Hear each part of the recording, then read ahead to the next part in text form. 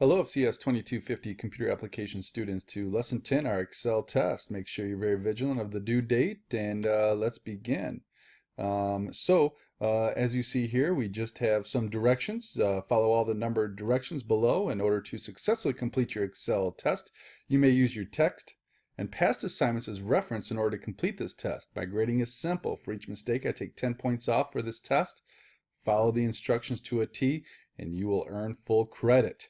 I'm going to kind of work through some of the main parts of this. Some of the formatting, I'm going to leave it up to you. Again, you can use your textbook, Google, whatever you need to do your formatting, but it's nothing that we haven't done in any of our past assignments. So one of the things, first of all, is I'm going to do some of the work for you, so that way we're not sitting there typing a bunch of stuff. We don't need to type some stuff. I just want to get some formatting. I want to make sure you can do some formatting as well as do some formulas. So I'm going to go ahead and open this up as well as a chart. So I'm going to open this up and right away what I'm going to ask you to do, I'm going to bring this up. Oh, it looks like I accidentally opened up two of them. So let me go ahead and close that one. And it opens up in a protected view. So I'm going to go ahead and choose Enable Editing there. And I'm going to save that right away. So I'm going to do a File, Save As. And I'm going to put that in my Lesson 10 folder. Here's my FCS 2250. I've already created a Lesson 10 folder. And we're going to call this Excel Test. And then I ask you to put in your first and last name. So Mr. Lang. There we go, and you can do yours accordingly. So this is what we're looking at. Again, we just have some information in here, such as our customer names. We have some beginning balances. We have some data in here. We're going to figure out some totals, highest, lowest, and average, our service charge, and our new balance. So let's begin. I'm going to drag this over to the right, and I'm going to bring this down a notch so that way I can see a little bit more of my report. I know it's a little bit smaller, but I'm going to drag this and throw this over here. Now I'm holding my control key down and I'm using the minus key on my keyboard to bring this down a little bit so that way we can see this. And so from the very beginning, it asks us to change the theme of the worksheet to integral. Now that's under your page layout, and here's your themes, and here's integral. So I want you to change that. And as you can see, we got a nice cool baby blue sky color, if you will. So that way when we apply certain things, it will have that color associated with it. So then what we're going to do is it asks us in direction number 3 to apply the title cell styles to cell A1 and A2. So I'm going to select A1 and A2, and we want our title style. So sometimes I have to make this bigger. I'm just going up into my title bar where I have this titled, and I'm dragging and I'm throwing it up to the top, and that way I can see all of my options that I have available to me. And so I'm going to go back to my home ribbon and I'm going to choose my cell style, and it wanted, I believe, my title cell style. All right, so I have my title, and as you can see, it applied a certain color to it, and that's a part of the integral theme. All right, so we have our title cell style. Change the font size in A1 to 28. So I just want to be in A1 now, and I'm going to jump that up to 28, and I just use my quick action right there. And then merge and center your worksheet title and subtitle across G. This is where I usually get some questions. You got to do them one at a time. Title first, merge and center, and then your subtitle. Merge and center. All right, I'm going to let you guys play around with changing the background colors and everything to red and to white, drawing a thick border, adjusting some of your widths of your columns to 20 points, your widths of these, and I'll jump in here in just a little bit. So probably I won't see you again until 15 here. So go ahead and work through those. Again, if you have any questions how to do those, you're going to need to access your textbook.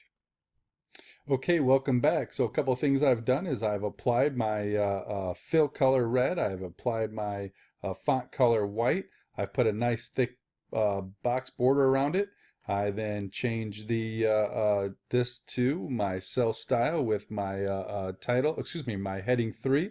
I then both centered and middle aligned that information there, and then I adjusted all my different widths. And I know I may not be perfect at 20, but you know what, 20.13, hey everybody, Close enough, all right? So make sure you adjust all your widths to where they need to be. There's my 30, here's this, and then there's some other ones as well. I believe this one wanted to be at 36, don't quote me. I think I needed to be around there. I apologize for that. So, and I might be wrong, but anyway, make sure all your adjustments are good.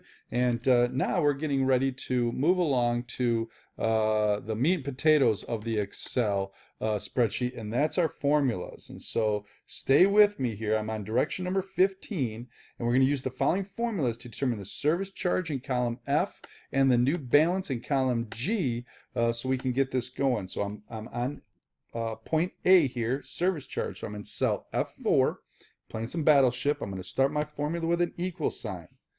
0.0325. I usually get people doing a 0.325, but that's 0.0325 times, and I'm going to do some multiplication here, or some algebra, so I need to go ahead and get in my brackets there, my parentheses, and so I'm here at beginning balance. I'm not going to type the word beginning balance. I'm not going to type the number 803.01. Those numbers can change.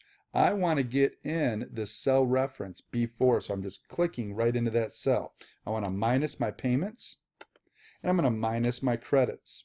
When I'm done with that, I'm going to close it up with a bracket and go ahead and check it with the enter key, and I'm going to go ahead and tab. I'm going over to my new balance now. I'm on B down here, cell G4. I'm going to start with my equal sign, and I'm going to get my beginning balance, hang with me here, plus my purchases. So I'm going to jump over to my purchases, minus my credits, bingo bango, minus my payments, and drum roll please, we're going to add our service charge.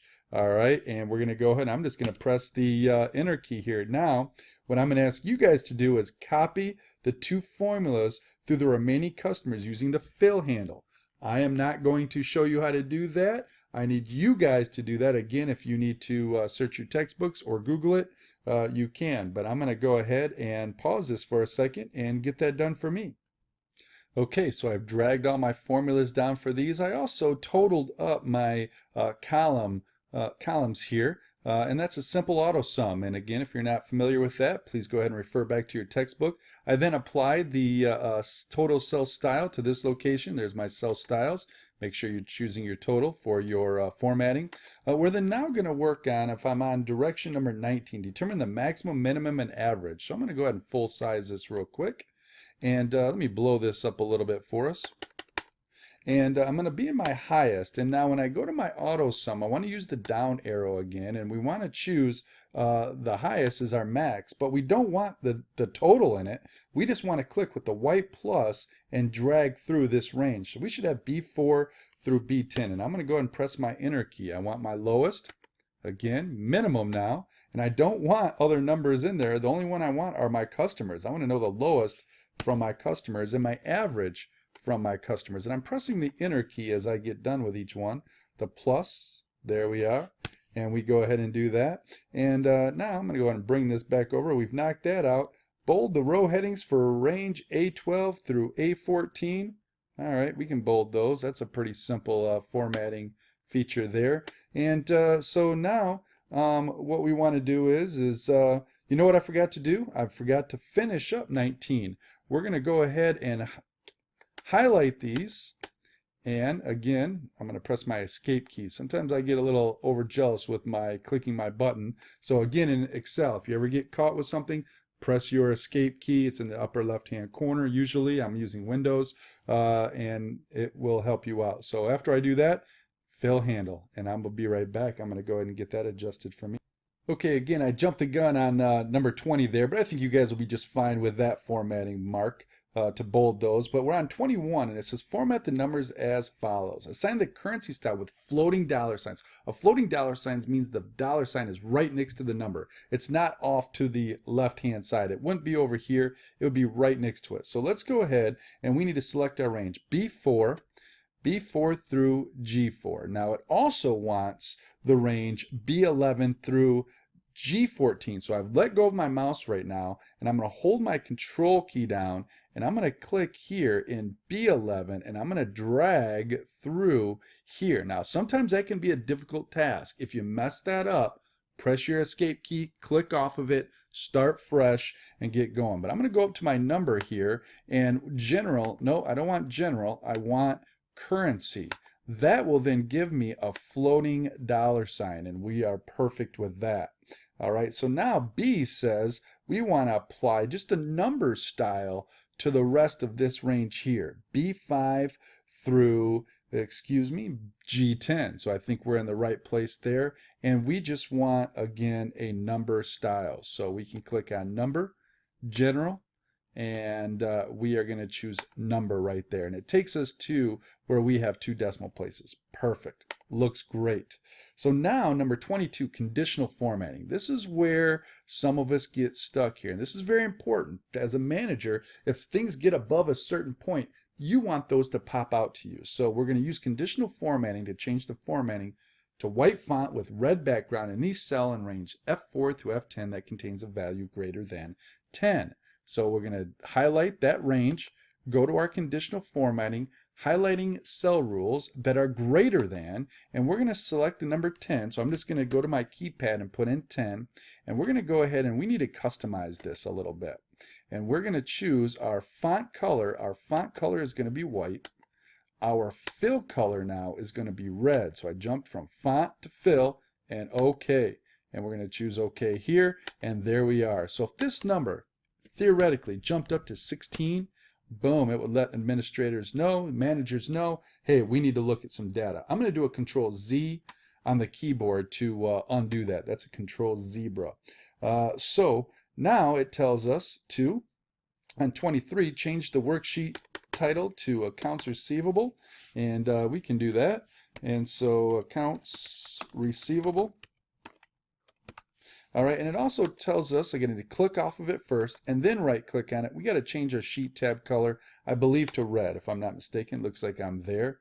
And then go ahead and put in your first and last name here. We're not done yet, but we are in our home stretch. And if I could spell my name right, that would help out as well. So we are on our home stretch. And so now we're going to work on putting in a table. So again, we're going to use the non-adjacent range features. So we want to highlight through our customer's name. So I'm going to highlight through here first. I'm going to let go on everything. If you could see me right now, my hands are in the air. I'm waving around, you know, the song like you just don't care. So I'm going to then hold my control key down on the keyboard. And now I'm going to go over with the white plus and I'm going to click through my new balance data right here. Now, if you mess that up, click off somewhere, press your escape key, start over again. That will be crucial because this is where it can really throw things off. If your chart is looking messed up, start over. So I'm going to go to my insert tab now and I'm going to jump over here to my bar charts. But what I want is a 3D bar chart, but I don't want it on this page here. I want to move that chart. So we're going to choose move chart to a brand new sheet, and I'm going to rename that sheet tab bar chart, and I'm just going to choose OK, and you can see bar chart here, and I have my chart here. So it wants us to change the sheet tab to green, so we can right click on that. We can change that to green real quick, no problem. All right, and so you know what, I've been working for a little bit. I'm going to hit my save key just so I don't mess up anything. We're going to do a little bit of formatting. Here we go. You ready? I've only got about a minute and a half left. Oh, where'd my Excel chart go? There you are. So here, with this chart display, click the Series 1 label and delete it. You know what? Don't worry about that. Don't worry about deleting that because you know what? There is no Series 1. I need to take that out of my directions. You won't even see that probably by the next time you get to this. But click the chart area, the background of the chart area to make it active. All right, we want to go to the format of the chart tools. We want to go to this oil can here, the paint can, if you will. And we want to go and we want to choose a nice turquoise, I believe lighter 60%. It's going to give us a little light background. We're now going to click on the bars themselves. And we're going to go and we're going to fill those with a blue accent 2, if I'm not mistaken. Looks like I'm about right. A blue accent 2. Going to give it a little deeper blue. I'm going to go ahead and double click on the chart title here, and we need to go ahead and just start typing the name that we want for this chart title, and that's accounts receivable. And if I could again spell it right. And you guys, I am almost out of time. I am almost out. If you have any questions, unfortunately, I won't be able to answer them through email. I think you guys are golden. I think you're on the right track. So good luck, everybody. And